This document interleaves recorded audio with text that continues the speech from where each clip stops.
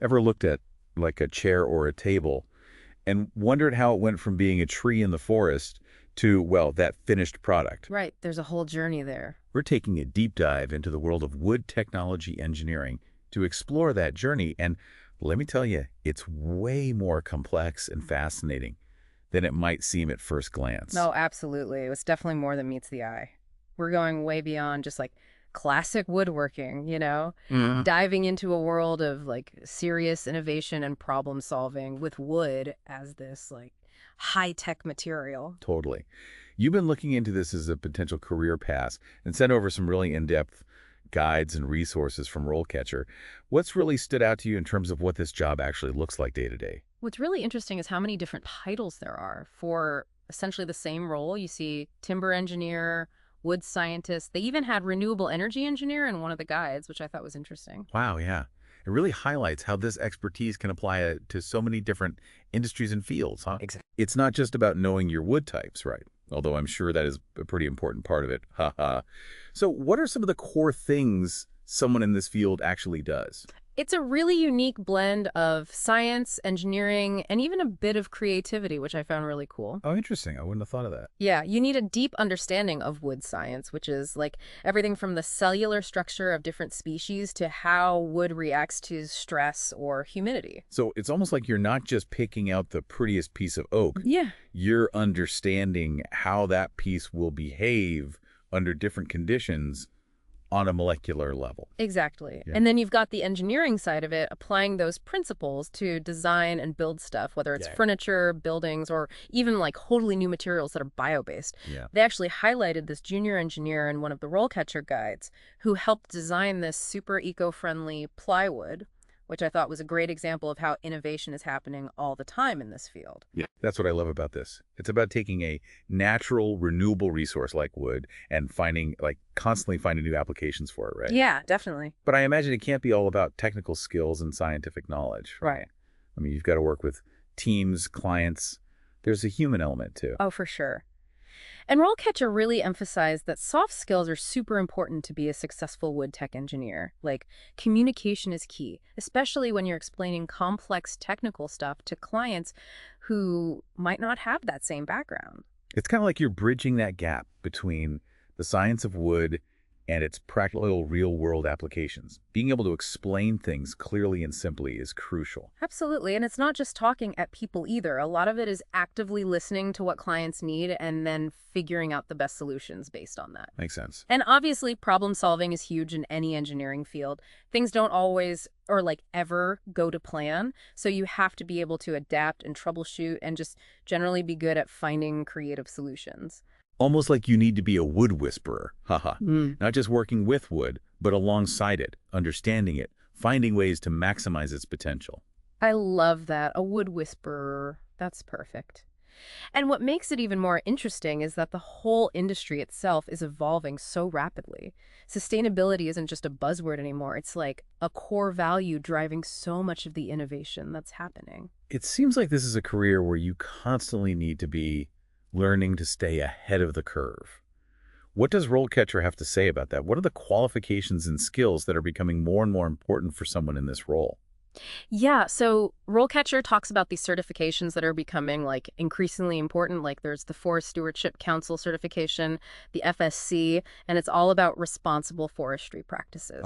Making sure that the wood is being harvested sustainably. Exactly. And then they also talked about how important it is to understand life cycle assessment or LCA. It's basically analyzing the environmental impact of a product from like start to finish. So it's not just about the tree itself, but the entire process. Exactly. Like Yeah. from growing the tree and harvesting it to turning it into the final product and then like what happens to it at the end of its life. Wow. So it's about seeing the whole life cycle of that wood, from sustainably sourced forests all the way to minimizing waste during production and even disposal. Huh. Kind of reminds me of that saying, the most sustainable product is the one that's already been made. But those certifications you mentioned, like the FSC one, Yeah. those are things you can get on top of a degree, right? Like to make yourself stand out even more in the job market. Exactly. They're like proof that you're not just interested in wood, you're invested in its future. And speaking of the job market, RoleCatcher actually goes pretty deep on how AI is being used in hiring, which can be honestly kind of terrifying. It really can. It's like you're sending your resume out into the void, and you're just hoping that a real human is on the other side reading it, you know? Totally. It's Yeah. like, how do you even stand out in that sea of application? Right. Like, what do Rollcatcher have to say about that whole process? Well, one of the big things they emphasized was tailoring your resume and cover letter to match the specific keywords and skills that the algorithms are looking for. Makes sense. It's kind of like SEO for your resume, I guess. Exactly. And the cool thing is their platform actually helps you do that. You can upload your resume and they have these tools that'll analyze it against specific job descriptions to see how well it matches up, like if it's using the right language, highlighting the right skills, that kind of thing. Wow, that's super useful. It's like having a secret weapon for getting past the gatekeepers and actually getting your resume seen by human eyes. Totally. And if you're lucky enough to get an interview, they have a ton of resources for that too, like practice questions, tips on what kind of things interviewers are looking for in this field.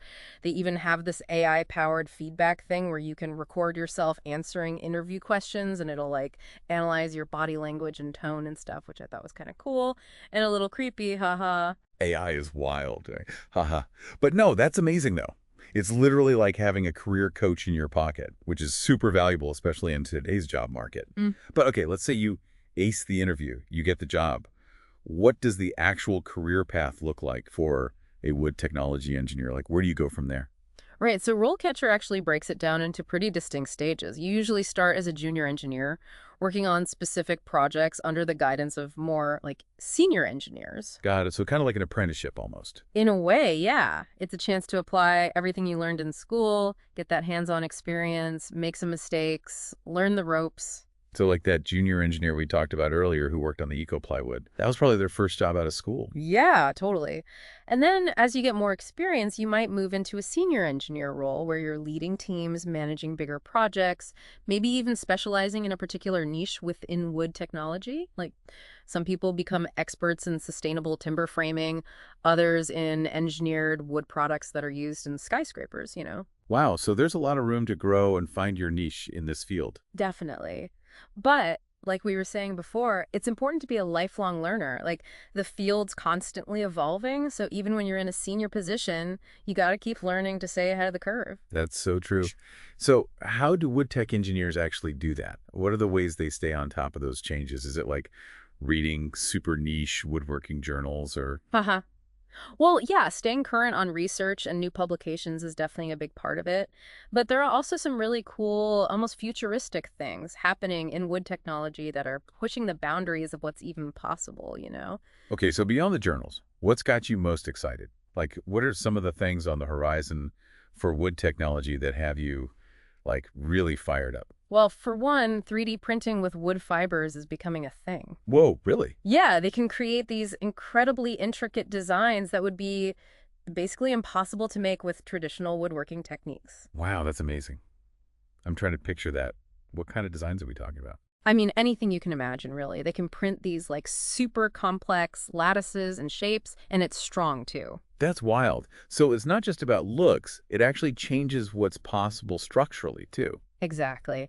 And then there's this whole world of bio-based composites, which is super cool. They're using wood derivatives to create these super strong yet lightweight materials. Like what? What kind of things could you even use that for? I mean, eventually they're talking about using it in cars and even airplanes. It's crazy. A wooden airplane wing. That's kind of blowing my mind right now. Though I guess it's not that different from what they used to do back in the day, just like way more high tech. Right.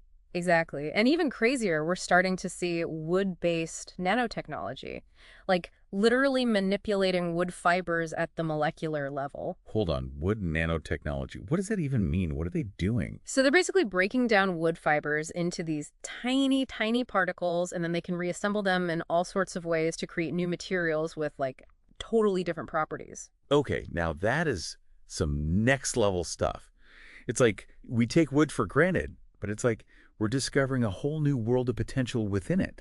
It makes you wonder, with all this cool stuff happening within wood technology itself, what about those other career paths RoleCatcher mentioned, the ones that branch out from this core expertise? Like, what if you get into this field and then you're like, actually, I want to do something a little different, but utilize this knowledge? Right. It's actually really smart to think that way because a lot of the skills you develop as a wood technology engineer are super transferable. Hmm. For example, that whole thing we were talking about with life cycle assessment, understanding sustainable materials and manufacturing processes, well, that's huge in the renewable energy sector. Oh, totally. It's like the future of everything. You mean like biofuels, that kind of thing? Biofuels for sure, but think about like wind turbines, those massive blades they have.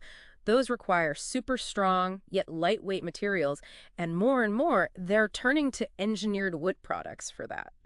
Oh, wow. So you could go from designing a sustainable piece of plywood to helping build a wind farm.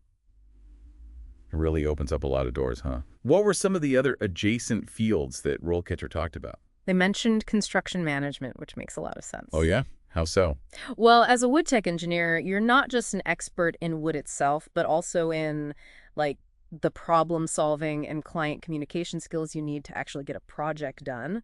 And with all the new innovative uses of timber framing and wood-based building techniques we're seeing in architecture, that's super valuable. So you could go from working with the wood itself to overseeing whole projects that are utilizing it in really cool, cutting-edge ways. I don't know. I feel like this deep dive has really opened my eyes to a whole forest of possibilities. No pun intended. What about you, listener? Are you feeling inspired? I hope so. Whether you're like super into the science of wood or you love the idea of designing buildings and structures in a more sustainable way, or even if you just think wood nanotechnology is the coolest thing ever, this is definitely a field with tons of potential, you know? For sure. There's so much room for growth, innovation, and yeah, I think that this is one of those fields where you can really feel like you're making a difference, which is pretty awesome. It's been so fun digging into all of this with you. Yeah, this was great. And for everyone listening, we hope this deep dive has given you a whole new appreciation for wood and maybe even inspired you to see it not just as a material, but as a source of innovation for the future. Who knows, maybe one of you listening will be designing those wooden airplane wings someday. Thanks for joining us.